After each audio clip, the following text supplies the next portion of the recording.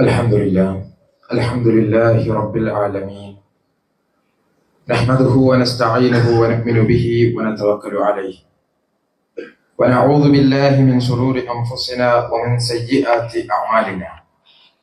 من يهده الله فلا مضل له ومن يضلل فلا هادي له. وأشهد أن لا إله إلا الله وحده لا شريك له، وأشهد أن محمدا عبده ورسوله أرسله بالهدى ودين الحق ليظهره على الدين كله ولو كره المشركون. اللهم صل على محمد وعلى آل محمد كما صليت على إبراهيم وعلى آل إبراهيم إنك حميد مجيد. اللهم بارك على محمد وعلى آل محمد كما باركت على إبراهيم وعلى آل إبراهيم إنك حميد مجيد. أما بعد، فإن خير الكلام كلام الله، وخير السنن سنن محمد صلى الله عليه وسلم، وشر الأمور محدثاتها، وكل محدثة بدعة، وكل بدعة ضلالة، وكل ضلالة في النار. أعوذ بالله من الشيطان الرجيم. يا أيها الذين آمنوا اتقوا الله حق تقاته ولا تموتن إلا وأنتم مسلمون. والذين تبوأوا الدار والإيمان من قبلهم يحبون من هاجر إليهم ولا يجدون في صدورهم حاجة مما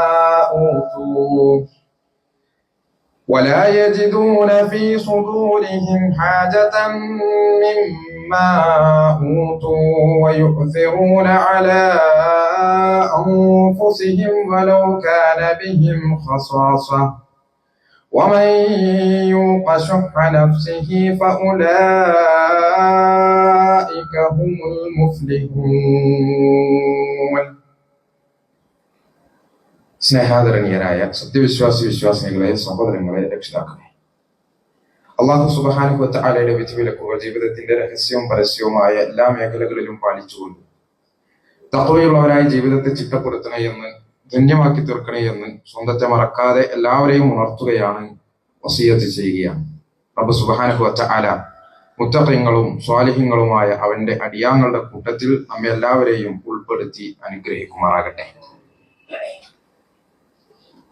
ശരീരത്തിന് അസുഖങ്ങൾ ഉണ്ടാകുന്നത്, അസ്വസ്ഥതകൾ ഉണ്ടാകുന്നത്, അത് അവനവന്റെ വിഷയത്തിലായിരുന്നാലും നമ്മുടെ വീട്ടിൽ നമ്മുടെ മാതാപിതാക്കളുടെയോ മക്കളുടെയോ ഭാര്യയുടെയോ ഭർത്താവിൻ്റെയോ നമുക്ക് വേണ്ടപ്പെട്ടവരുടെ വിഷയങ്ങളിലൊക്കെ നമുക്ക് വലിയ ബേജാറുള്ള ഒരു വിഷയമാണ് അസുഖങ്ങൾ ഉണ്ടാകുക, രോഗങ്ങൾ ബാധിക്കുക എന്നുള്ളത്.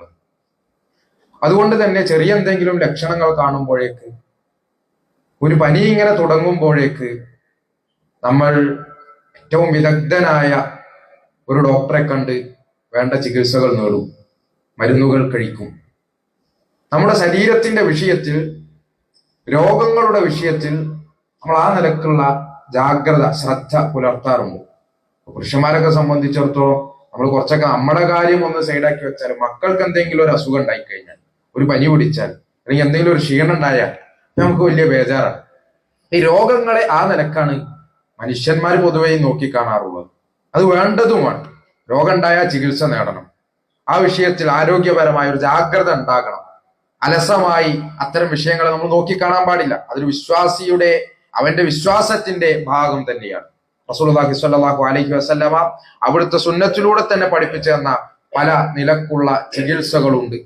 അതുപോലെ തന്നെ രോഗം സൃഷ്ടിച്ചത് റബ്ബാണെങ്കിൽ അതിനുള്ള ശിഫാവും, അതിനുള്ള ശമനവും, അതിനുള്ള മരുന്നും റബ്ബ് സുബ്ഹാനഹു വ തആല ഒരുക്കിയിട്ടുണ്ട് എന്നും റസൂലുള്ളാഹി സ്വല്ലല്ലാഹു അലൈഹി വസല്ലം പറഞ്ഞത് നമുക്ക് കാണാൻ സാധിക്കും. അപ്പൊ ആ ചികിത്സ നമ്മൾ നേടുക എന്നുള്ളത് അത് അനിവാര്യമായ സംഗതി തന്നെയാണ്.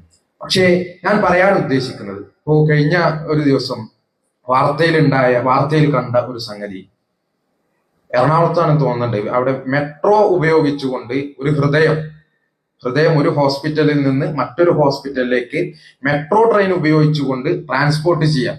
കാരണം എറണാകുളത്ത് അവിടെ നല്ല ബ്ലോക്കും കാര്യങ്ങളും ആയതുകൊണ്ട് പെട്ടെന്ന് ഇത് എത്തിക്കാൻ വേണ്ടി മറ്റുള്ള സർവീസുകളൊക്കെ നിർത്തിവെച്ചുകൊണ്ട് ഒരൊറ്റ ട്രെയിൻ ഒരു സ്റ്റേഷൻ മുതൽ മറ്റൊരു സ്റ്റേഷൻ വരെ 2 ഹോസ്പിറ്റലുകൾക്കിടയിൽ ഈ ഹൃദയം അത് ട്രാൻസ്പോർട്ട് ചെയ്യാൻ വേണ്ടി അത് മാറ്റിവെക്കാനുള്ള ഒരു ഹൃദയം അതിനു വേണ്ടി ഒരു സംവിധാനം ഒരുക്കിക്കൊണ്ട് അത് ഭംഗിയായി നടപ്പിലാക്കിയതിന്റെ ഒരു വാർത്ത ശ്രദ്ധിക്കുകയുണ്ടായി.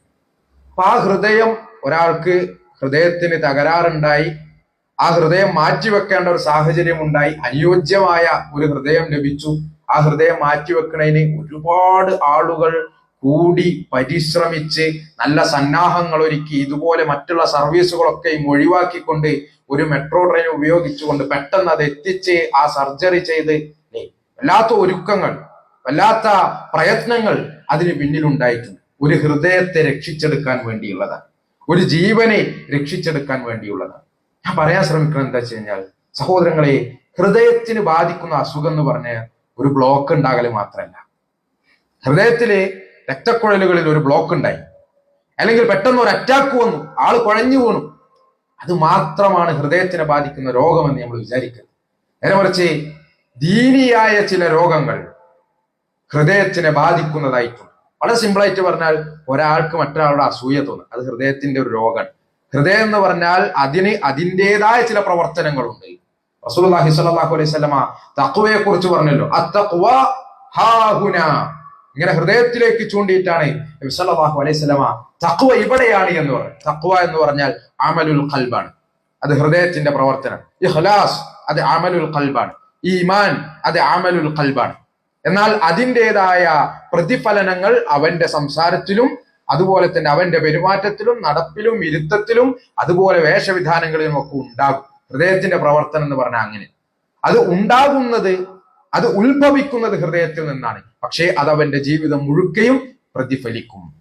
ഞാൻ പറയുന്നത് ഈ ഹൃദയത്തിന്റെ അസുഖം രോഗം എന്ന് പറയുന്നത് അത് അറ്റാക്ക് ഉണ്ടാകല് മാത്രമല്ല, ബ്ലോക്ക് ഉണ്ടാകല് മാത്രമല്ല, നേരെ മറിച്ച് ഇങ്ങനെ ചില അസുഖങ്ങളുണ്ട്. അസൂയ ഉണ്ടാകലും അതുപോലെ തന്നെ മറ്റുള്ള ആളുകളോടുള്ള ഈർഷ്യ, ദേഷ്യം, അതൊക്കെ മനസ്സിൽ കുമിഞ്ഞുകൂടലും അതുപോലെ തന്നെ ഉള്ള ഒരുപാട് കാര്യങ്ങൾ, നിഫാഖ് അടക്കമുള്ള സംഗതികൾ, അതൊക്കെ ഹൃദയത്തിൽ നിന്നാണ് ഉത്ഭവിക്കുന്നത്. നോക്കൂ നിങ്ങൾ, അതുകൊണ്ട് ആ ഹൃദയത്തിനെ ചിട്ടപ്പെടുത്തുക എന്ന് പറഞ്ഞത്, ഹൃദയത്തിന്റെ ആരോഗ്യം അത് ശരിയാക്കി തീർക്കുക എന്ന് പറഞ്ഞത് വളരെ അനിവാര്യമായ സംഗതിയാണ്.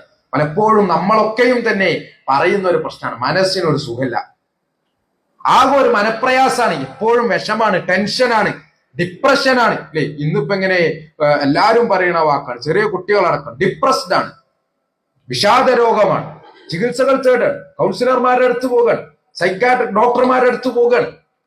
എന്താ സംഗതി? മനസ്സിന് സുഖമില്ല, എപ്പോഴും വിഷാദമാണ്, എപ്പോഴും സങ്കടമാണ്, എപ്പോഴും ഭയങ്കര പ്രയാസവും ടെൻഷനുമാണ്.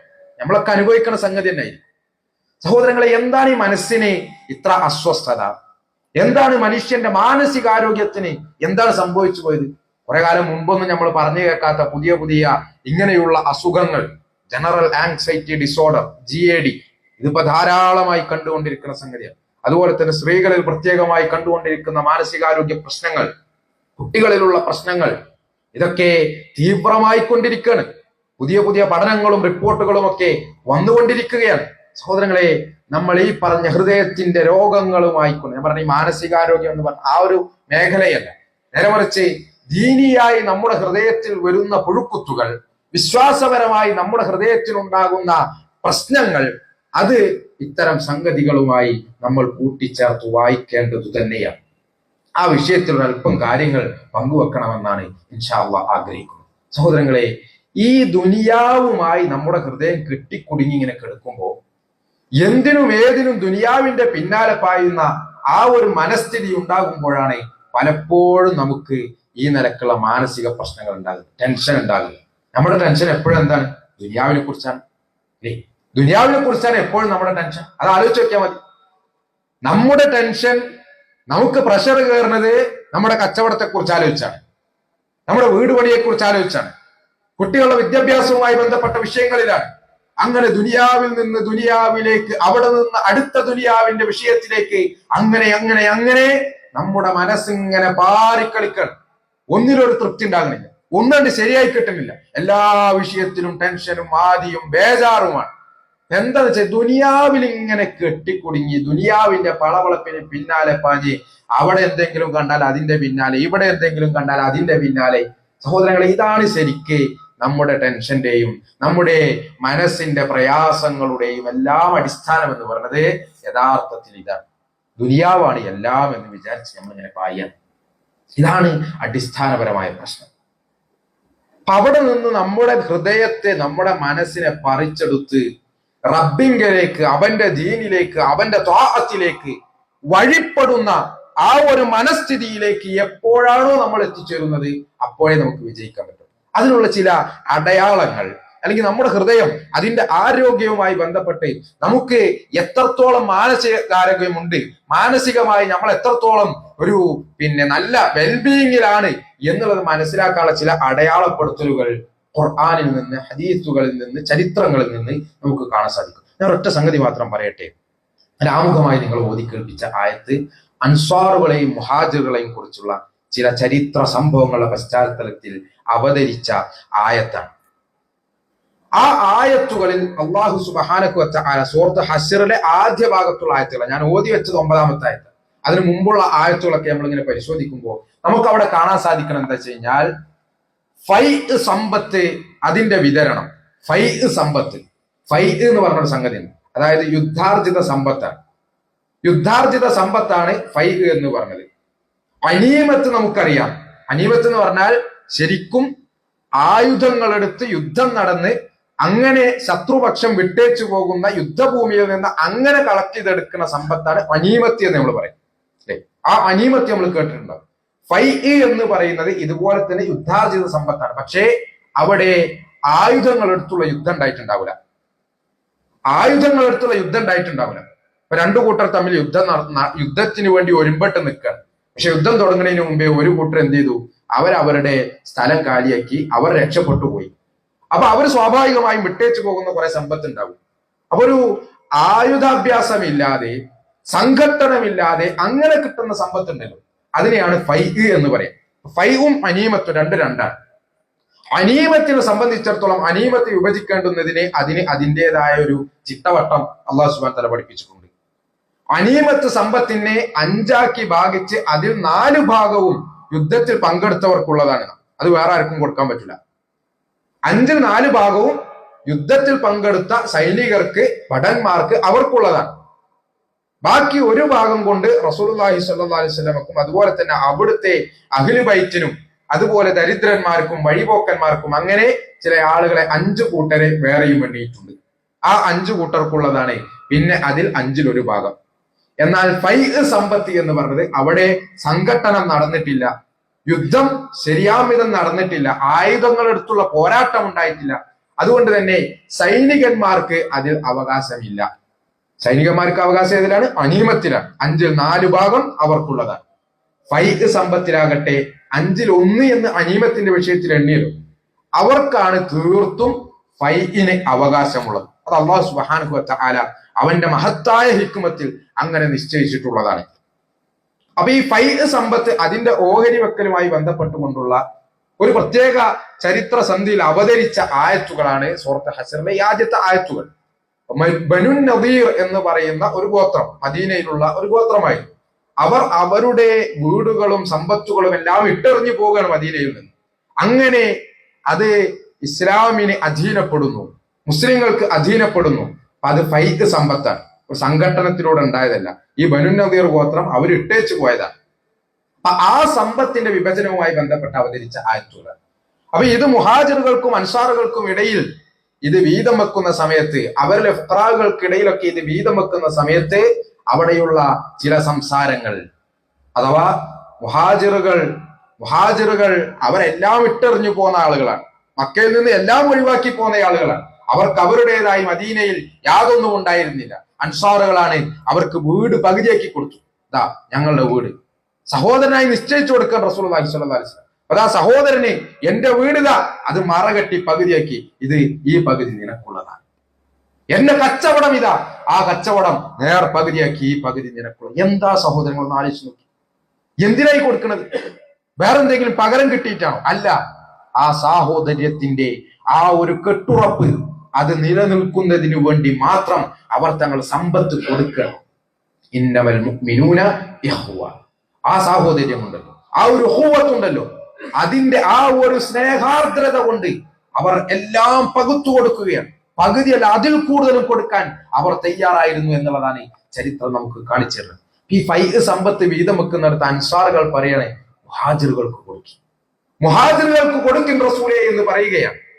അത്രയും ഞങ്ങൾക്ക് വേണ്ട, അവർക്ക് കൊടുക്കും. മുഹാജിറുകൾ തിരിച്ചും അൻസാറുകൾക്ക് കൊടുക്കും എന്നിങ്ങനെ പരസ്പരം ഈ സമ്പത്തിനോട് ഒരു ആഗ്രഹവുമില്ലാതെ, ദുനിയാവിന്റെ മുതലുകളോട് ഒരാഗ്രഹവുമില്ലാതെ പരസ്പരം വെച്ച് നിൽക്കുകയാണ് അവർ ചെയ്തിരുന്നത് എന്നുള്ളതാണ് നമുക്ക് കാണാൻ സാധിക്കും. ഇവിടെ നോക്കൂ ഈ ആയത്ത്, വല്ലദീന തബവ്വഉദ്ദാറ വൽ ഈമാന മിൻ ഖബ്ലിഹിം യുഹിബ്ബൂന മൻ ഹാജറ ഇലൈഹിം വലാ യജിദൂന ഫീ സുദൂരിഹിം ഹാജതൻ മിമ്മാ ഊതു വയുക്തിറൂന അലാ അൻഫുസിഹിം വലൗ കാന ബിഹിം ഖസാസ. അല്ലാഹു സുബ്ഹാനഹു വ തആല പറയാ, വല്ലദീന തബവ്വഉദ്ദാറ വൽ ഈമാന മിൻ ഖബ്ലിഹിം, മുഹാജിറുകളുടെ വരവിന് മുമ്പായിക്കൊണ്ട് തങ്ങളുടെ വാസസ്ഥലവും സത്യവിശ്വാസവും എല്ലാം മദീനയിൽ സ്വീകരിച്ച് സൗകര്യപ്പെടുത്തി വെച്ചിരുന്ന ആളുകൾ അഥവാ അൻസ്വാറുകൾ, അവരിൽപ്പെട്ട ദരിദ്രന്മാർ, അവരെ കുറിച്ച് അല്ലാഹു സുബ്ഹാനഹു വ തആല പറയുകയാണ്, യുഹിബ്ബൂന മൻ ഹാജറ ഇലൈഹിം, തങ്ങളിലേക്ക് ഹിജറ ചെയ്തു വന്നവരെ, എല്ലാം ഇട്ടെറിഞ്ഞു പോന്നവരെ അവർ രണ്ട് കൈയും നീട്ടി സ്വീകരിച്ചു. യുഹിബ്ബൂന, അവർ അവരെ വല്ലാതെ ഇഷ്ടപ്പെടുന്നുണ്ട് എന്ന്. മുഹാജിറുകൾ അൻസ്വാറുകൾക്ക് വല്ലാത്ത ഇഷ്ടമാണ് എന്നാണ്. എന്നിട്ടോ വലാ യജിദൂന ഫീ സുദൂരിഹിം ഹാജതൻ മിമ്മാ ഊതു, ഈ അൻസ്വാറുകൾ പകുത്തു കൊടുത്തതിൽ ഞാൻ കൊടുത്തുകൊണ്ടാണ് ഇപ്പൊ ജീവിക്കുന്നത്, ഞാൻ ആ കച്ചവടം അന്ന് അങ്ങനെ പങ്കിട്ട് കൊടുത്തില്ലായിരുന്നെങ്കിൽ എന്താകുമായിരുന്നു എന്റെ അവസ്ഥ, അങ്ങനെ ഒരു വിചാരം തന്നെ അൻസ്വാറുകളുടെ മനസ്സിൽ ഒരു കാലത്തുണ്ടായിട്ടില്ല എന്നാണ്. അവർക്ക് അവരുടെ മനസ്സിൽ ഞങ്ങൾ കൊടുത്തേന്നാണല്ലോ, അല്ലെങ്കിൽ ഈ പറഞ്ഞ സമ്പത്ത് മുഹാജിറുകൾക്ക് അധികം കൊടുക്കുകയാണല്ലോ, അങ്ങനെയുള്ള ഒരു വിചാരവും അവർക്കുണ്ടായിട്ടില്ല. തങ്ങൾക്ക് കൊടുക്കുന്നതിൽ നിന്ന് പോലും അത് മുഹാജിറുകൾക്ക് കൊടുക്കും റസൂലേ എന്നാണ് അവർ പറഞ്ഞിരുന്നത് എന്ന്. അവരുടെ മനസ്സിൽ ആ സമ്പത്തിനോട് ഒരാഗ്രഹവും ഉണ്ടായിട്ടില്ല. ഇതൊക്കെ പങ്കിട്ടു പോകുകയാണല്ലോ എന്നുള്ളൊരു വേജാറും വേവലാതിയും അവർക്കുണ്ടായിട്ടേയില്ല. അല്ലാഹു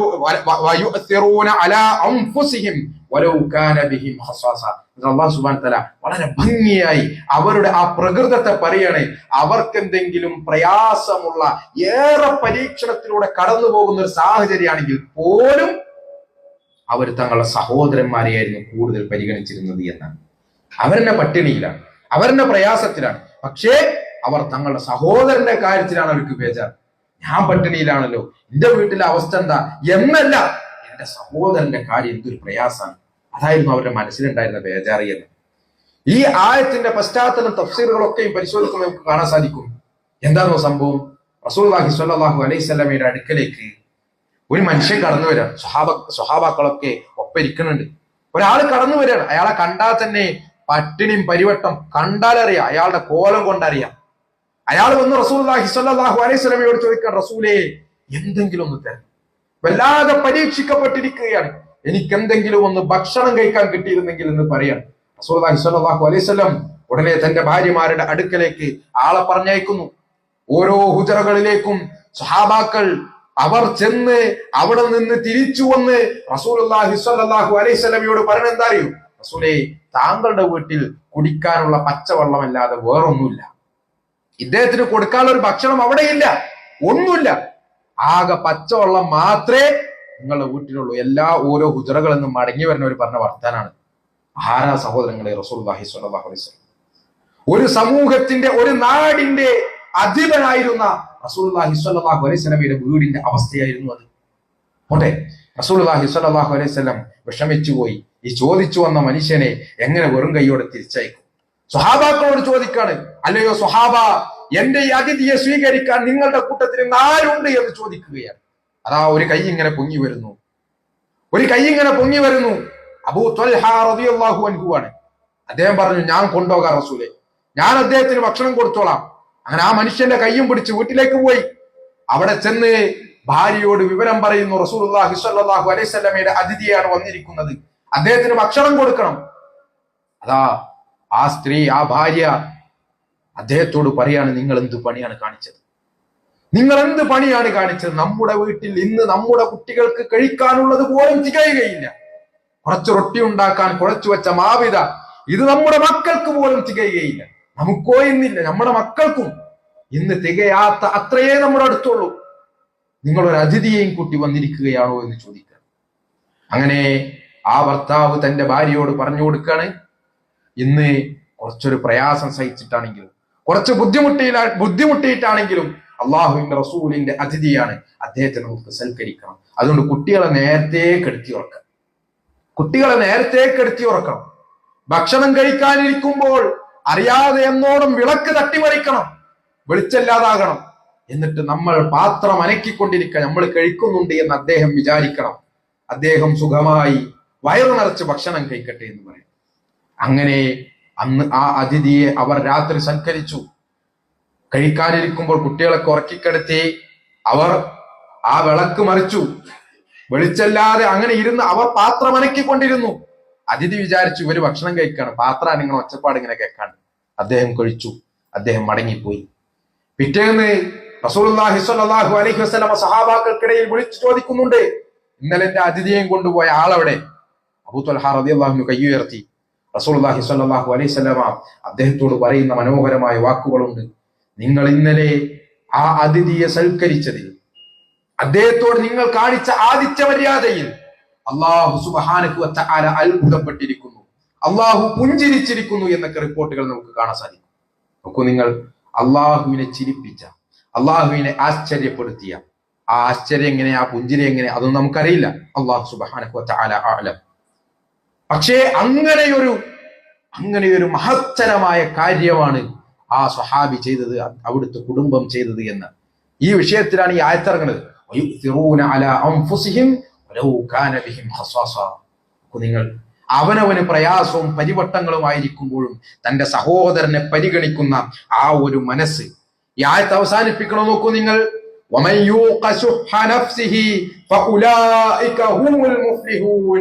ആരാണോ മനസ്സിൽ നിന്ന് പിശുക്കിനെ എടുത്തൊഴിവാക്കിയത്, ആരാണോ മനസ്സിന്റെ ശുഹ്ഹിൽ നിന്ന് രക്ഷപ്പെട്ടത്, അവരത്രേ വിജയിക്കുന്നവരെന്നാണ്. സഹോദരങ്ങളെ, മനസ്സിന്റെ ശുഹ് എന്താ? ഈ ശുഹ് എന്ന് പറഞ്ഞാൽ അറിയോ? മലയാളത്തിൽ നമുക്ക് പിശുക്കിനെ പറയാൻ കഴിയുള്ളൂ. ശരിക്കും ശുഹ് എന്നുള്ള വാക്കിന് മലയാളത്തിൽ നേരർത്ഥമില്ല.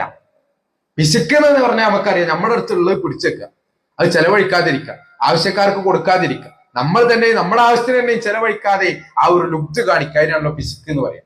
എന്നാൽ ശുഹ് എന്ന് പറഞ്ഞാൽ പിശുക്കുണ്ട്, അതോടൊപ്പം ബാക്കിയുള്ളവന്റെ അടുത്തിരിക്കണം കൂടി ഇങ്ങോട്ട് കിട്ടണം, അവിടെ നിന്നും കൂടി ഇങ്ങോട്ട് കിട്ടണം, ആ ഒരു വിചാരം, അതിനെയാണ് ശുഹ് എന്ന് പറയാം. അപ്പോ റബ്ബ് സുബ്ഹാനഹു വ തആല പറയണം, ആരാണ് ഈ ശുഹ്ഹിൽ നിന്ന് രക്ഷപ്പെടുന്നത്? അവനവന്റെ അടുത്തുള്ളതെന്ന് കൊടുക്കണം എന്നുള്ള വിചാരമുണ്ട്, അതോടൊപ്പം മറ്റുള്ളവർക്ക് ഇല്ലാതെ പോയല്ലോ എന്നുള്ള വിഷമമുണ്ട്. ശുഹ്ഹിന്റെ നേരെ ഓപ്പോസിറ്റ്. ആരാണോ അങ്ങനത്തെ ഒരു മാനസികാവസ്ഥയിലുള്ളത്, അവരാണ് വിജയിച്ചവർ, അവരാണ് മുഫ്ലിഹീങ്ങൾ എന്ന് അല്ലാഹു സുബ്ഹാനഹു വ തആല പറയും. ഈ ശുഹ്ഹിനെ കുറിച്ച് നബി സല്ലല്ലാഹു അലൈഹി വസല്ലം പറയുന്ന ഒരു ഹദീസ് നമുക്ക് കാണാൻ സാധിക്കും. ലാ യജ്തമിഉ ഉബാറുൻ ഫീ സബീലില്ലാഹി വ ദുഖാനു ജഹന്നം ഫീ ജൗഫി അബ്ദിൻ അബദ. ഒരിക്കലും ഒരാളുടെ ശരീരത്തിൽ അള്ളാഹുവിന്റെ മാർഗത്തിൽ ജിഹാദിനു വേണ്ടി ഇറങ്ങി പുറപ്പെട്ട് ധർമ്മസമരത്തിന് വേണ്ടി കഷ്ടപ്പെട്ട് അധ്വാനിച്ച ആ പൊടിപടലങ്ങളും നരകത്തിൽ നിന്നുള്ള പുകപടലങ്ങളും ഒരിക്കലും ഒരുമിക്കുകയില്ല, ഒരടിമയുടെ ശരീരത്തിലും ഒരുമിക്കുകയില്ല എന്ന്. രണ്ടാമത് പറഞ്ഞു നോക്കൂ, വലാ യസ്തമിഉ ശുഹ്ഹു വൽ ഈമാനു ഫീ ഖൽബി അബ്ദിൻ അബദ. ഒരൊറ്റ അടിമയുടെയും മനസ്സിൽ ഈമാനും ശുഹ്ഹും അത് ഒരുമിച്ചുണ്ടാവുകയില്ല എന്ന്.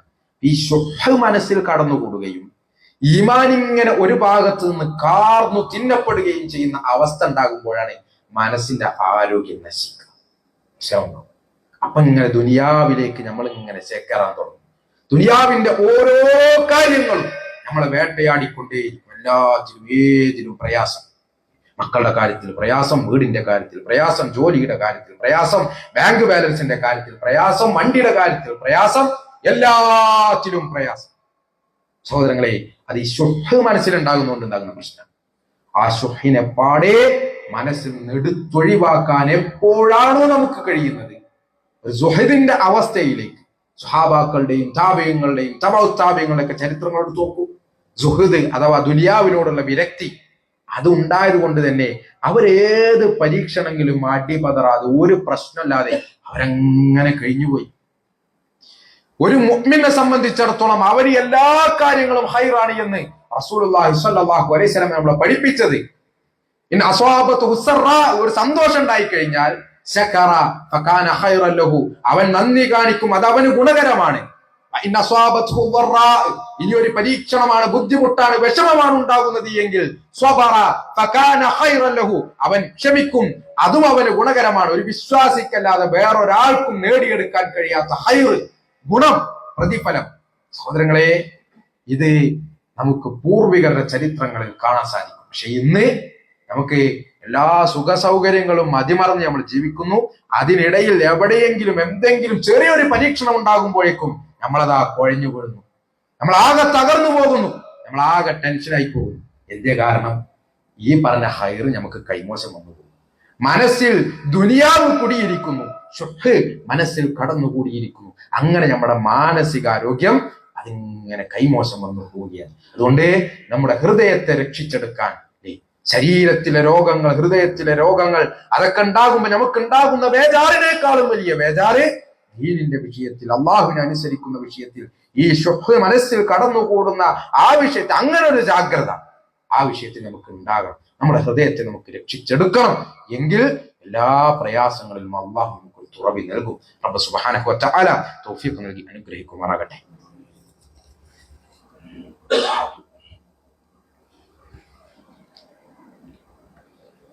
അൽഹംദുലില്ലാഹി റബ്ബിൽ ആലമീൻ വസ്സലാത്തു വസ്സലാമു അലാ റസൂലിഹിൽ അമീൻ വഅലാ ആലിഹി വസഹ്ബിഹി അജ്മഈൻ. അമ്മാ ബഅദ്. യാ അയ്യുഹല്ലദീന ആമനൂ തഖുല്ലാഹ ഹഖ തുഖാതിഹി വലാ തമൂതുന്ന ഇല്ലാ വഅൻതും മുസ്ലിമൂൻ. അല്ലാഹുവിനെ സൂക്ഷിക്കണേ എന്ന് ഒരിക്കൽ കൂടി ഉണർത്തുകയാണ്, വസിയത്ത് ചെയ്യുകയാണ്. സഹോദരങ്ങളെ, ദുനിയാവിലേക്ക് ആർത്തി പൂണ്ടു പോകുന്ന ഒരവസ്ഥ നമുക്കുണ്ടാകരുത് എന്നാണ് പറഞ്ഞു വെച്ചതിന്റെ ആകത്തുക. ആ വിഷയത്തിൽ നമുക്ക് വലിയ പ്രചോദനമാകുന്ന ഒരു ചരിത്രം കൂടി പറയാൻ ആഗ്രഹിക്കുകയാണ്. മദീനയിൽ റസൂലുള്ളാഹി സ്വല്ലല്ലാഹു അലൈഹി വസല്ലമയുടെ സഹാബാക്കൾക്കിടയിൽ രണ്ട് അയൽവാസികൾ ഉണ്ടായിരുന്നു. ഇതിൽ ഒരാള് നന്നെ ചെറുപ്പം ഒരു യത്തീമാണ് എന്നൊക്കെ റിപ്പോർട്ട് നമുക്ക് കാണാൻ സാധിക്കും. അപ്പൊ ആ യത്തീമായ കുട്ടി അല്ലെങ്കിൽ ചെറുപ്പക്കാരൻ തന്റെ തോട്ടം, ഈത്തപ്പഴങ്ങളൊക്കെ നിൽക്കുന്ന ആ തോട്ടം ഇങ്ങനെ വേലിയൊക്കെ കെട്ടി ഒന്ന് റെഡിയാക്കാൻ വേണ്ടി ഒരുങ്ങി. അങ്ങനെ ഒരു ഭാഗത്തെത്തിയപ്പോൾ അവിടെ ആ തോട്ടത്തിന്, അതിന്റെ അതിർത്തിക്ക് ഒരു ബെൻഡ് ഉണ്ട്, ഒരു വളവുണ്ട്. ഒരു ഈത്തപ്പന മരം മാത്രം തന്റെ അയൽവാസിയുടേത് തന്റെ പറമ്പിലേക്ക് ഇങ്ങനെ തള്ളി നിൽക്കാം. അവിടെ അതിർത്തി അങ്ങനെ കുറച്ചൊന്ന് വളഞ്ഞിട്ടാണ്. സ്വാഭാവികമായിട്ടും അവിടെ ഇങ്ങനെ വളച്ച് വേലി കെട്ടുമ്പോൾ വേലിക്കൊരു ബലക്കുറവ് ഉണ്ടാകും.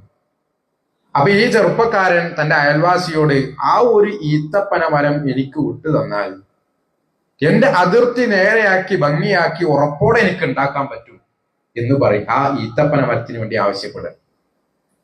അങ്ങനെ അയൽവാസി എന്ത് ചെയ്തു? അത് കൊടുക്കാൻ തയ്യാറല്ല എന്ന് പറഞ്ഞു. വീണ്ടും ഈ ചെറുപ്പക്കാരൻ ആവശ്യപ്പെട്ടു നോക്കി, പക്ഷേ അത് കൊടുക്കാൻ അദ്ദേഹം സന്നദ്ധനാകുന്നില്ല. അങ്ങനെ ഈ ചെറുപ്പക്കാരൻ റസൂലുള്ളാഹി സ്വല്ലല്ലാഹു അലൈഹി വസല്ലമയുടെ അടുക്കൽ വന്ന്, റസൂലേ, ഇങ്ങനൊരു സംഭവം ഉണ്ട്, ആ ഈത്തപ്പന മരം അത് എനിക്ക് തരാൻ വേണ്ടി റസൂൽ ഒന്ന് പറയണമെന്ന് പറഞ്ഞു. നബി സല്ലല്ലാഹു അലൈഹി വസല്ലമ ആ അയൽവാസിയോട് ഈ വിഷയം ധരിപ്പിച്ചു.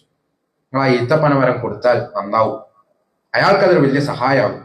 പക്ഷെ അപ്പോഴും ഈ മനുഷ്യൻ പറഞ്ഞു, ഞാൻ കൊടുക്കാൻ റെഡിയല്ല. റസൂലുള്ളാഹി സ്വല്ലല്ലാഹു അലൈഹി വസല്ലം അവസാനം അയാളോട് പറഞ്ഞു, താങ്കൾ ആ ഈത്തപ്പന മരം ആ യത്തീമിന് കൊടുത്താൽ പകരം സ്വർഗത്തിൽ താങ്കൾക്കൊരു ഈത്തപ്പന മരമുണ്ട്. പക്ഷെ അപ്പോഴും എന്തോ അദ്ദേഹം പറഞ്ഞു, ഞാനത് കൊടുക്കാൻ ഉദ്ദേശിച്ചിട്ടില്ല, ഞാനത് കച്ചവടം ചെയ്യാൻ ഉദ്ദേശിച്ചിട്ടില്ല എന്ന് പറയാം. അങ്ങനെ അയാൾ അവിടുന്ന് പോയി.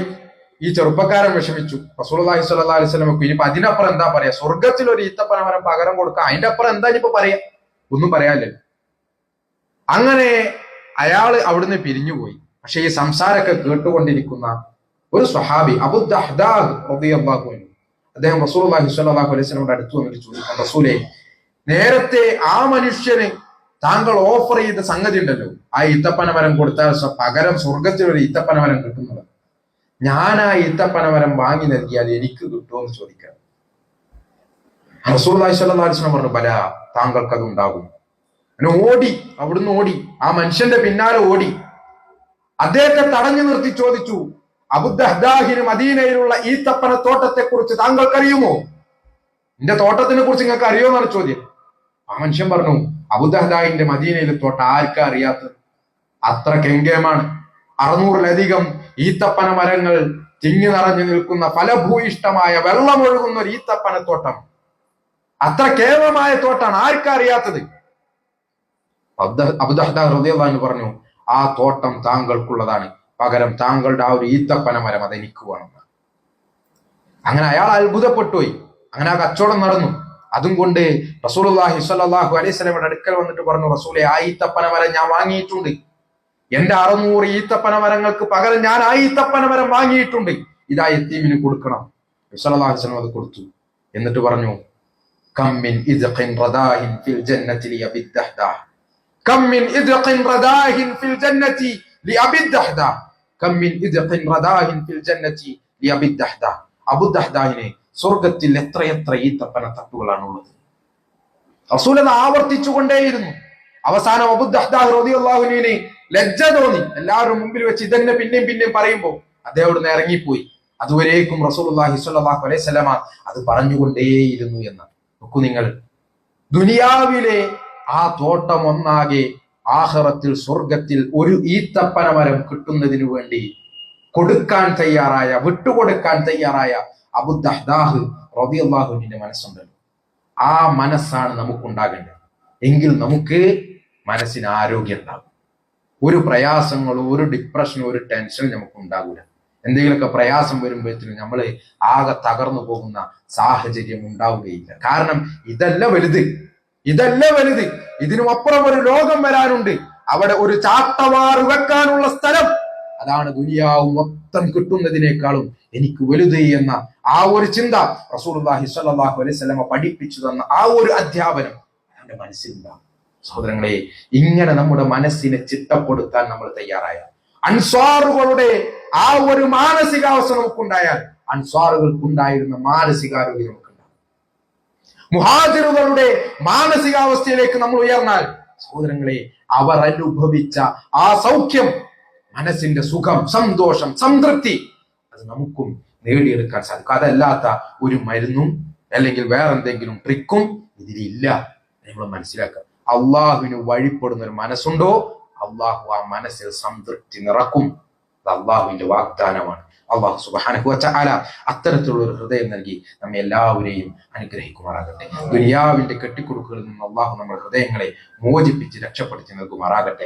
ആഖിറത്തിലേക്ക് ബന്ധിപ്പിക്കപ്പെടുന്ന, സ്വർഗത്തിന് വേണ്ടി കിണഞ്ഞ് പരിശ്രമിക്കുന്ന ഹൃദയവും ശരീരവും തന്ന റബ്ബ് സുബ്ഹാനഹു വ തആല നമ്മെ എല്ലാവരെയും അനുഗ്രഹിക്കുമാറാകട്ടെ. നമ്മുടെ ചെറുതും വലുതുമായ എല്ലാ സൽക്കർമ്മങ്ങളും അള്ളാഹു വലിയ പ്രതിഫലങ്ങൾ നൽകി നമ്മിൽ നിന്ന് സ്വീകരിക്കുമാറാകട്ടെ. അറിഞ്ഞും അറിയാതെയും രഹസ്യമായും പരസ്യമായും ചെയ്ത ചെറുതും വലുതുമായ എല്ലാ തെറ്റുകുറ്റങ്ങളും ന്യൂനതകളും അള്ളാഹു സുബ്ഹാനഹു വ തആല നമുക്ക് എല്ലാവർക്കും വിട്ടുകൊടുത്ത് മാപ്പാക്കി നൽകുമാറാകട്ടെ. നമ്മുടെ ഇടയിൽ നിന്ന് രോഗങ്ങൾ കൊണ്ട് പ്രയാസപ്പെടുന്നവർക്ക് അള്ളാഹു പരിപൂർണമായ ശിഫാഇനെ പ്രദാനം ചെയ്യുമാറാകട്ടെ.